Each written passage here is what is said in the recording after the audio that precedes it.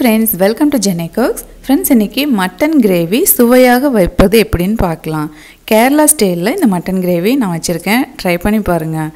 1/2 kilo அளவுக்கு mutton எடுத்துக்கோங்க. அதில் குக்கரில் போட்டுக்கோங்க. நல்லா கழுவிட்டு கூடவே ஒரு மீடியம் சைஸ் பெரிய வெங்காயம் நீல வாக்கில் கட் பண்ணி இது கூட சேர்த்துக்கோங்க. ஒரு தக்காளியில் பாதி மட்டும் அரை தக்காளி இது கூட சேர்த்துக்கோங்க. சின்னதாக இருந்ததுன்னா ஒரு தக்காளி சேர்த்துக்கோங்க. ஒரே ஒரு பச்சை மிளகா, ஒரு 2 கொத்து கருவேப்பிலை, 1/4 டீஸ்பூனோட கம்மியாக மஞ்சத்தூள் போட்டுக்கோங்க. தேங்காய் எண்ணெய் 2 டேபிள் ஸ்பூன் அளவுக்கு இது கூட சேர்த்துருக்குறேன். கரம் மசாலா, கடையில் வாங்கின கரம் மசாலா 1 டீஸ்பூன், மிளகாத்தூள் 3/4 டீஸ்பூன், கொத்தமல்லி தூள் 3/4 டீஸ்பூன், உப்பு கல் உப்பு பார்த்திங்கன்னா ஒரு டீஸ்பூன் அளவுக்கு சேர்த்துக்கோங்க. பெப்பர் பவுடர் ஒரு 1/4 டீஸ்பூன் அளவுக்கு சேர்த்துக்கோங்க. இதில் தண்ணி எதுவும் சேர்க்கக்கூடாது. கை வச்சுட்டு நல்லா பிசைஞ்சு எடுத்துக்கோங்க. மட்டன் கிரேவி இந்த மெத்தடில் நீங்கள் செஞ்சு மட்டும் பாருங்கள். அடிக்கடி இப்படி தான் செய்வீங்க. ஈஸியான மெத்தடும் கூட. டேஸ்ட் அட்டகாசமாக இருக்கும். நம்ம வாரத்தில் ஒரு 2 டைம் தான் நம்ம நான்வெஜ் சாப்பிடுவோம். அதுவே நம்ம டேஸ்டியாக செஞ்சால் சூப்பராக இருக்கும். இப்போ அடுப்பில் வச்சுட்டு குக்கர் மூடி போட்டு அந்த விசில்லாம் போட்டு கரெக்டாக ஒரு 4 விசில் அல்லது 5 விசில் விட்டு எடுத்துக்கோங்க. மீடியம் ஃப்ளேமில், ஹை ஃப்ளேம் வைக்கக்கூடாது. மீடியம் ஃப்ளேம், லோ ஃப்ளேம் அந்த மாதிரி எதை வச்சுக்கோங்க. வச்சுட்டு 5 விசில் விட்டு எடுத்திங்கனாலே மட்டன் நல்லா பூ மாதிரி வெந்து வந்துடும். அது அப்படியே இருக்கட்டும். இப்போ ஒரு பாத்திரத்தில் கொஞ்சம் ஆயில் சூடு பண்ணிக்கோங்க. பட்டை, கிராம்பு, ஏலக்காய் இது கூட சேர்த்துக்கலாம். கூடவே ஒரு பெரிய வெங்காயம் மீடியம் சைஸில் நான் கட் பண்ணி சேர்த்துருக்குறேன். ஒரு கொத்து கருவேப்பிலை சேர்த்துக்கோங்க. கூடவே 1/2 டீஸ்பூன் சீரகம், ஒரு 3/4 டீஸ்பூன் அளவுக்கு சோம்பு சேர்த்துக்கோங்க. ஆயில் கொஞ்சம் சூடாக தான் இருக்குது, அதனால் சீக்கிரம் நல்லா பொரிஞ்சிடும். இதோட ஃப்ளேவர் இறங்கினாலே இந்த மட்டன் கிரேவி ரொம்ப அருமையாக இருக்கும். இந்த மட்டன் குழம்பு சப்பாத்தி சாப்பாட்டுக்கு நல்லாயிருக்கும். இட்லி, தோசை எல்லாத்துக்குமே செம காம்பினேஷனுங்க.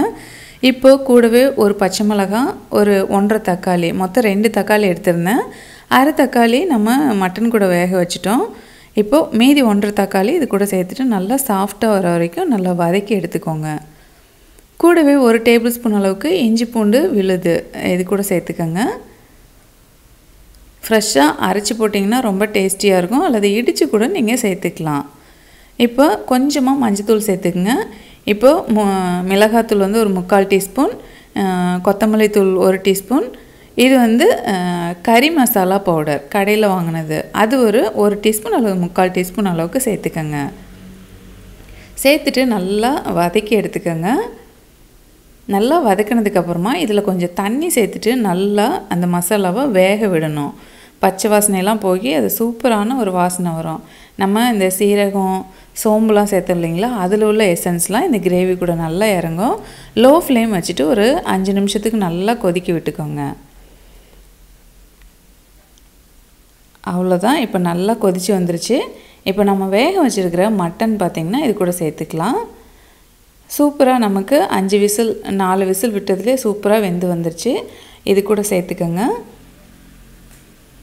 உப்பு மட்டன் கூட நம்ம சேர்த்துருந்தோம். பத்தலைன்னா கரெக்டாக கடைசியாக நம்ம சேர்த்துக்கலாம். இப்போ கலந்ததுக்கப்புறமா நல்லா கொதிக்கட்டும். இந்த மட்டனோடு சேர்த்துட்டு நல்லா எண்ணெய் பிரிஞ்சு வர வரைக்கும் 5 நிமிஷம் மட்டன் சேர்த்ததுக்கப்புறமா கொதி விடுங்க.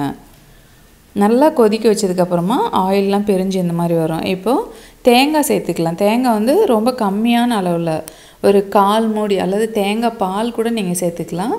1/4 மூடி அளவுக்கு நல்லா ஃபைன் பேஸ்ட்டாக அரைச்சி தேங்காய் இது கூட சேர்த்துக்கோங்க. 1/2 கிலோவுக்கு ஒரு 2 கீத்து கரெக்டாக இருக்கும். ரொம்ப அதிகம் சேர்த்துக்கூடாது. உப்பு பத்தலை, அதனால் கொஞ்சமாக நான் சேர்த்துக்கிறேன்.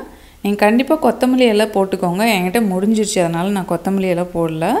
இப்படி எண்ணெய் நல்லா பிரிஞ்சு வந்தோடனே நம்ம ஸ்டவ் ஆஃப் பண்ணிக்கலாம்.